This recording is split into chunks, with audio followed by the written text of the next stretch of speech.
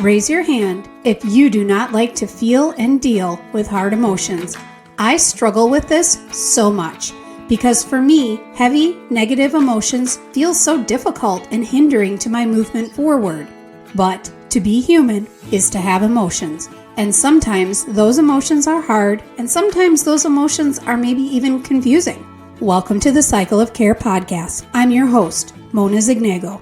Today, we are going to talk about negative emotions and ways to work with the brain productively so that we can move forward with more wisdom and better regulation when it comes to difficult emotional moments in our lives. Now, before we begin, I want to make an important distinction. This episode is focused on strategies for navigating emotional escalation during some of the difficult moments we experience in daily life. It is not meant to minimize profound grief, trauma, abuse, or major loss. Those experiences require deep healing, support, therapy, and time. This podcast is not for those situations. The goal here is to better understand our brains so we can move through everyday emotional moments with greater awareness and care. Intense, negative emotions in our everyday lives can be hard.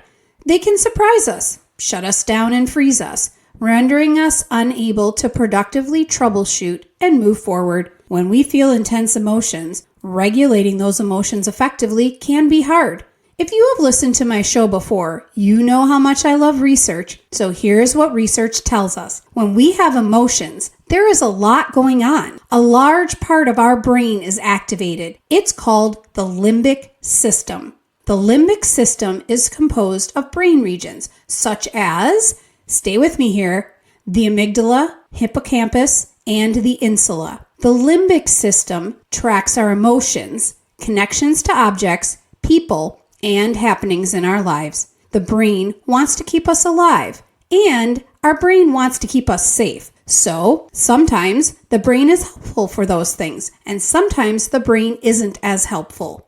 So, today, we are going to spend some time understanding our brain and emotions and how to work with the brain productively so that we are not at the mercy of a negative emotion. Using strategies to understand our negative emotions will allow us to lessen those emotions or maybe at least neutralize them so that we can make better and more objective decisions. We know from research that we do not make good decisions when we are escalated, elevated, or anxious. In fact, during those times, we're actually pretty limited in our ability to process information correctly. Our threshold for dealing with incoming threats is low, and our ability to interpret incoming information correctly is not strong. So, again, remember, these strategies I'm about to share with you are not about minimizing profound pain, trauma, grief, or major life loss. Those are experiences in life like death or abuse, traumatic events, or devastating diagnoses that are not meant to be quickly strategized away. Those experiences require some grieving, support, therapy, time, and care under the care of a licensed professional. What we're talking about today are strategies that can help us regulate everyday emotional escalation and many difficult moments so that we can think more clearly and respond more intentionally. These tools are meant to support us and not silence our emotions or invalidate real suffering.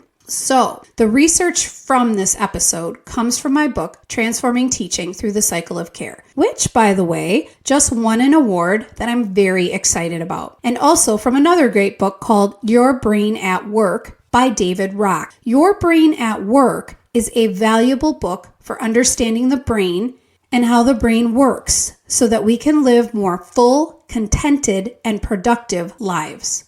Today, I'm going to start by talking about a story about a student from my book, Transforming Teaching Through the Cycle of Care. This excerpt from my book is from a day when I was having some strong emotions at work, so here we go. My student was more dysregulated on this cold Midwestern day than I had ever witnessed. Kira was wandering the halls anxiously between classes and couldn't seem to stay in her seat. At this school, wandering the halls anxiously between classes wasn't allowed. During this time in my teaching career, I was working in a small urban high school. There were rules and regulations meant to enhance learning as well as keep everyone safe. One rule was to stay in classrooms during class. The administrators wanted to provide a high-quality education for students that drew from the rich and beautiful experiences and strengths that the students possessed. Thus, they really wanted the students in classrooms learning. Additionally, far too many of the students that we served came to us with severe trauma from domestic and societal violence, abductions, poverty, alcoholism, and drug-addicted environments. Our administrative leadership wanted them to feel safe and cared for, and they felt teachers couldn't do that if students weren't in their rooms. Kiera's whole energy was anxious and jittery. She couldn't seem to focus, and she seemed unable to refrain from walking the halls. It was an incredibly busy day with what felt like a million things hitting me all at once, and I found myself really struggling not to be annoyed as I noticed her continued appearances in the halls as the day wore on. However, after watching Kiera walking the halls and listening to teachers directing her back to her classroom for what felt like the umpteenth time, I felt a whisper of fear in the back of my mind that perhaps there was something wrong.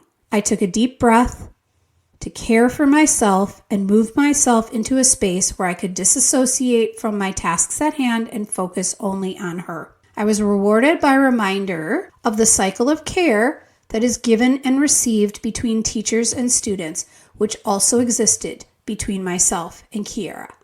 I needed to show her that I cared about her and potentially get to the bottom of what was happening, if she was willing to share with me. I took Kiera aside and brought her into what I hoped were the warm and caring confines of my classroom. I asked her how she was doing and if there was anything I could do to support her on this day. I mentioned how much I cared about her and reassured her that I was here for her, whether she felt like talking or not. To my surprise, she proceeded to tell me the story of how she lived with her uncle, who had poured water on the sidewalk during the night outside her home and let it freeze.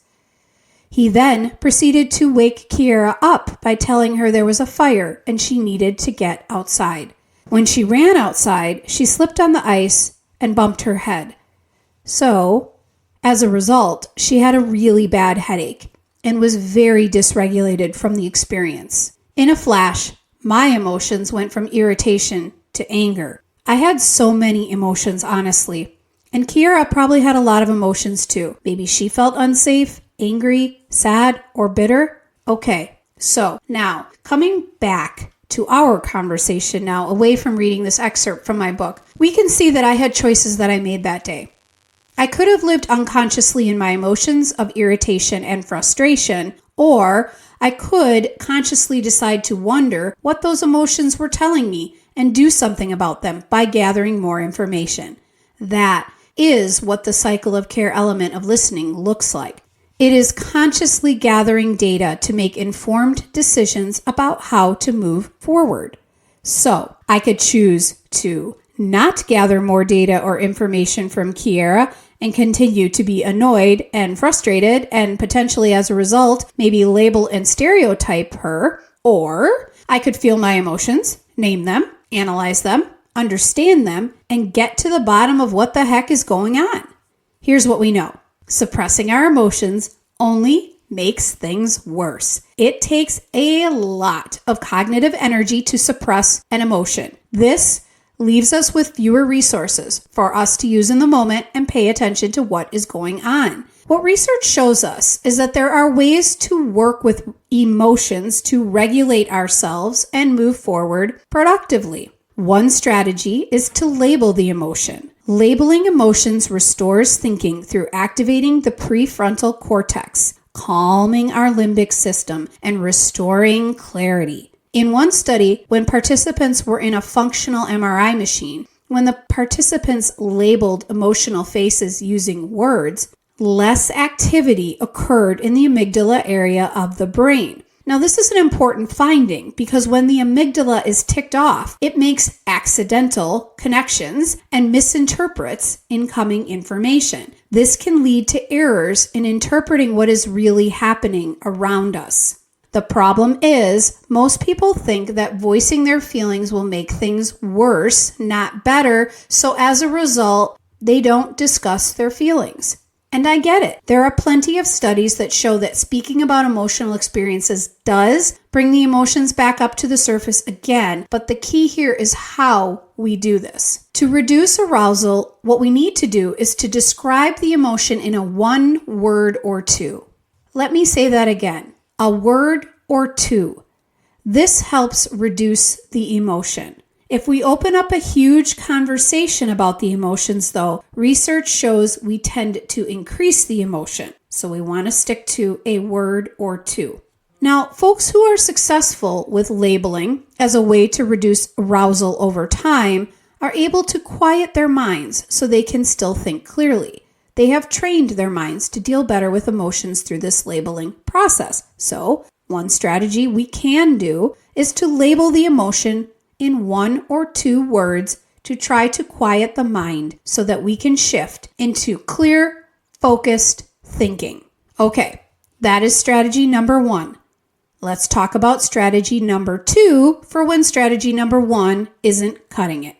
Our brains like certainty. The brain likes to think ahead, picture the future, and map out what is going to happen and how.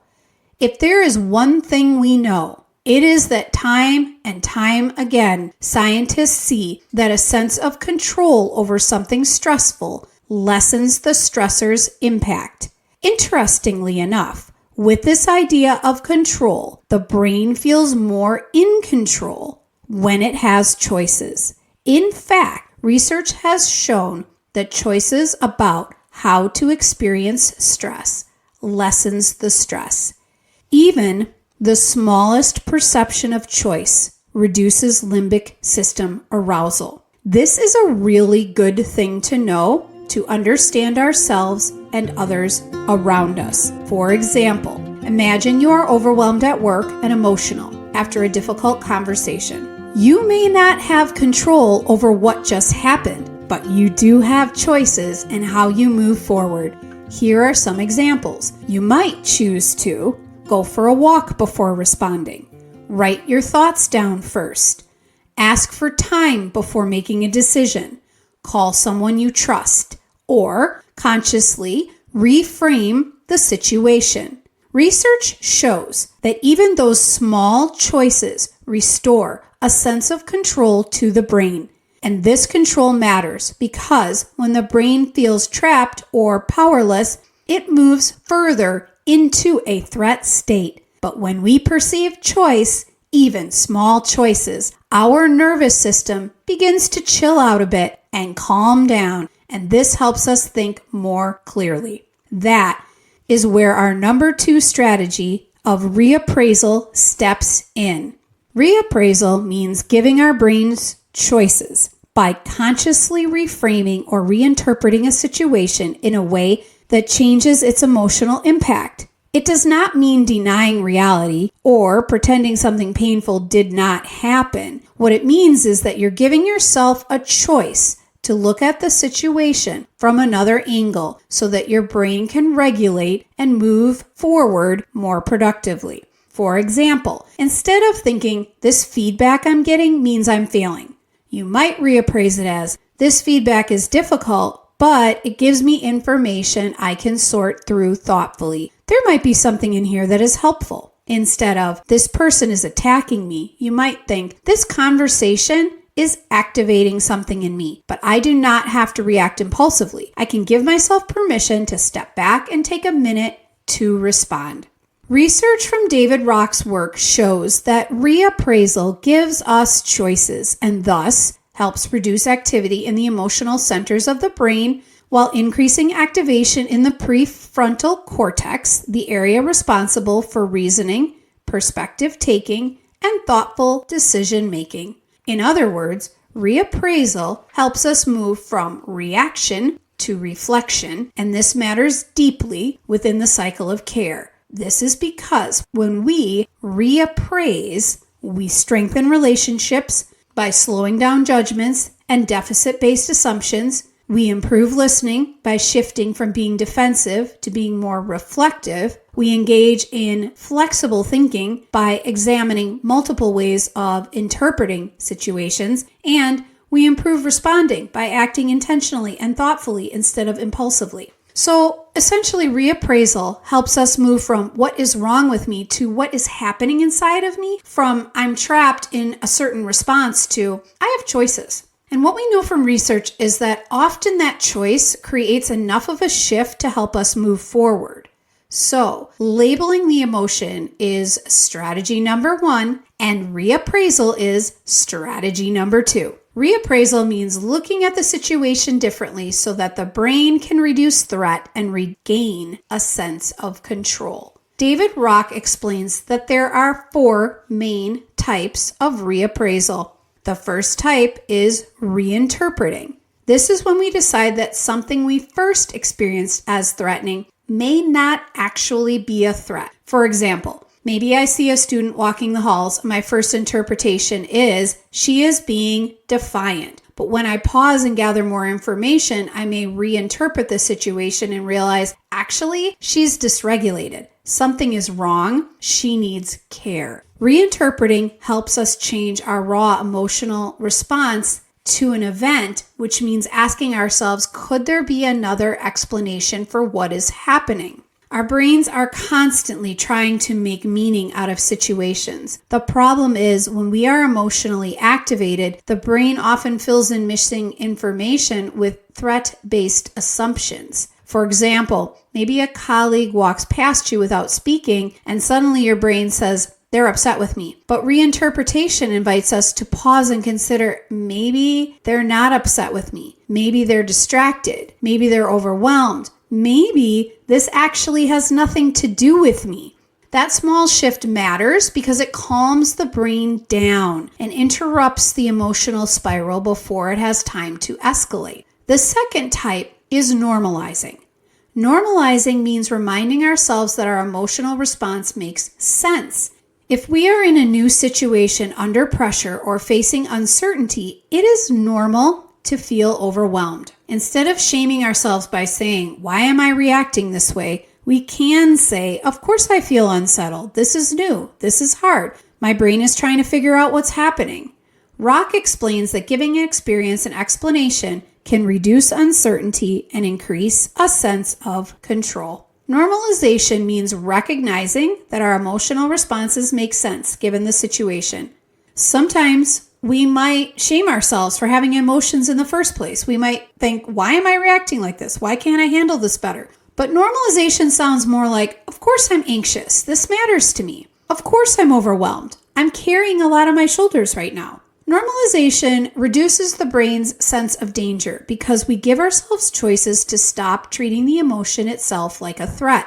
The third type is reordering. This one's a little more complex. Reordering means looking again at the value or importance we are assigning to parts of a situation. Sometimes our brain puts something at the top of the hierarchy that may not deserve to be there. Maybe we're giving too much weight to someone's criticism, one difficult email, or one stressful meeting. Reordering asks, is this really as important as my brain is making it right now? And it helps us place the situation in a healthier hierarchy. This strategy asks, is this situation truly as catastrophic as my brain is making it seem? When we are emotionally flooded, the brain does tend to magnify things. A difficult email feels like the end of the world. One piece of criticism can feel like total failure. One awkward interaction can feel devastating. Reevaluation helps us zoom out and say, this does matter, but it doesn't define me. This is difficult, but it's temporary. This moment is part of my life, but it doesn't deserve to be at the top of the hierarchy. It's not the entirety of it. The fourth type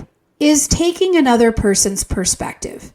This is when we intentionally try to see the situation through someone else's eyes. Maybe we ask, what might this person be experiencing? Or what would I see if I stepped outside my own immediate reaction? This doesn't mean excusing harmful behavior by any stretch of the imagination, but it does mean giving ourselves choices so that we're not trapped inside our first emotional interpretation. This means intentionally shifting perspective. Sometimes we're so deep inside our emotional experience that we lose the ability to see clearly. Repositioning invites us to ask, what would I say to a friend in this situation? How might I see this 5 years from now?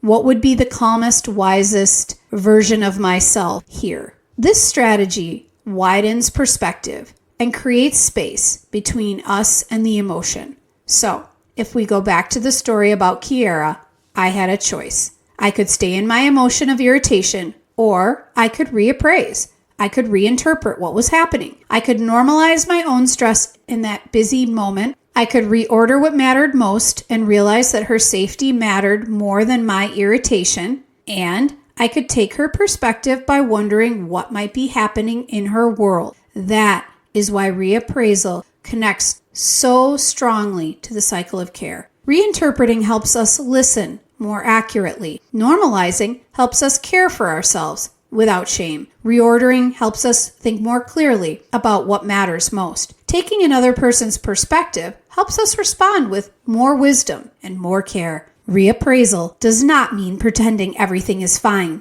It means working with the brain to give choices so we can move from threat to clarity, from reaction to response, and from emotional flooding back into care. And all 4 of these strategies connect beautifully to the cycle of care. Reinterpretation strengthens listening because it helps us gather more information instead of jumping to conclusions. Normalization strengthens relationships because it allows us to treat ourselves and others with compassion instead of shame. Reevaluation strengthens thinking because it helps us move from emotional exaggeration toward clarity. And repositioning strengthens responding because it creates enough distance for intentional action instead of impulsive reaction. What I love about reappraisal is that it reminds us of something really important. We are not powerless inside our emotions. We may not be able to control what happens to us. We may not be able to control the first emotional reaction that rises up inside of us, but we can learn to work with the brain in ways that hopefully can help us move from emotional dysregulation back into a more objective, focused state. Let's move into our reflection activity. The reflection activity for today is called I Have Choices. To do this activity, you would first pause and name the emotion that you're feeling in just a couple words. Remember, research shows that labeling emotions can help calm the limbic system and restore clearer thinking. So ask yourself, what are 2 words I can use to name the emotion that I'm feeling? I'm going to give you a few emotion words as examples. Anxious, overwhelmed, frustrated, dismissed, embarrassed, angry, sad, hurt, disappointed. Once you have named the emotion that is real for you, take a deep breath. Remind yourself, I am not powerless inside this emotion. I have choices. Next, ask yourself, is there another way to look at this situation? Can I reinterpret the situation? Could there be another explanation besides the first one my brain jumped to? Can I normalize this situation to better understand why I'm upset? Does it make sense that I'm feeling this way, given what's happening? Can I reorder the situation into a more balanced perspective? Am I giving this moment more power or importance than it deserves? Can I take another person's perspective? What might this situation look like through someone else's eyes? Now, pause again and notice what's happening inside your body as you move through those questions. Notice whether the emotional intensity shifts even slightly. Notice whether your thinking becomes more clear, calmer, or grounded. The goal isn't necessarily to completely eliminate the emotion, but rather to move from those emotions that take away clarity back into awareness, back into thoughtful decision making, and back into just really caring for yourself. And this is important because you may not control the first emotion that rises inside of you, but you can choose what you do next. You can choose to be curious instead of making assumptions. You can choose reflection instead of impulsivity, and you can choose care instead of reacting. That is emotional regulation. That is wisdom. And that is the cycle of care in action. So, as we close out today's episode, I'd love for you to remember, having hard emotions doesn't mean you're weak. It doesn't mean you're failing. It means you're human. Our brains are constantly trying to protect us. Sometimes they do that beautifully, and sometimes they overreact, misinterpret, catastrophize, or pull us into threat states that disconnect us from our clearest thinking and deepest values. But all is not lost, because we are not powerless inside those moments. Today we talked about what happens in the brain when emotions rise. We explored how the limbic system can hijack our thinking, and how suppressing emotions actually makes regulation harder, not easier. We discussed how naming emotions can calm the brain and restore clarity, and we explored reappraisal, the powerful reminder that we have choices in how we interpret, normalize, reorder, and respond to difficult situations. And honestly, that idea of choice is everything, because when we are able to remember that we have choices, we move from feeling trapped to feeling empowered. We are able to move from reaction to reflection, from impulsivity to intentionality, and from emotional dysregulation back into focus and clarity. That is what the cycle of care is about.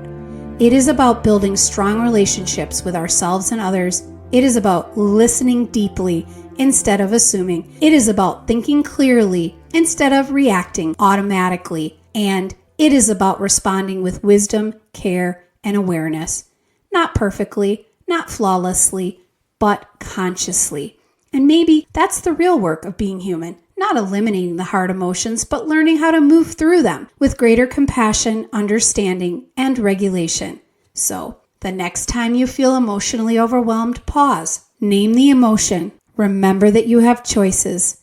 Give yourself permission to reappraise the situation and remind yourself difficult moments do not define who you are. You are still capable of clarity. You are still capable of care.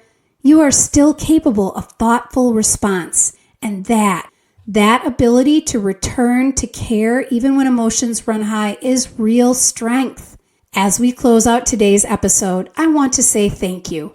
Thank you for showing up, for listening, for caring, for choosing to make space for reflection, care, and growth in our world. Let's join together in this community and turn the tide. Let's bring more care into the world together. If this message today resonated with you, please share it with someone who might need to hear it. And whether you've been here from the beginning or whether this is your first episode, thank you. This community matters. You matter. You can connect with me on Instagram, Facebook, LinkedIn, TikTok, or at my website, monazignego.com. And you can learn even more about care, reflection, and transformative teaching in my book, Transforming Teaching Through the Cycle of Care. Thanks again for listening. I'm Mona Zignego, and this is the Cycle of Care podcast. Until next time, take care, move forward, and commit to care.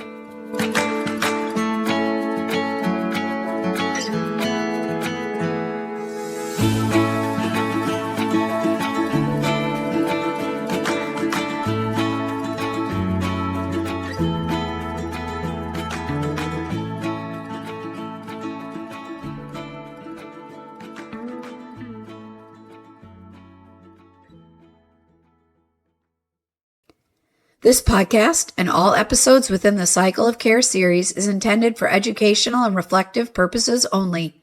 It is not a substitute for professional mental health care, therapy, or counseling. If you are experiencing emotional distress or need support, please seek guidance from a licensed mental health professional.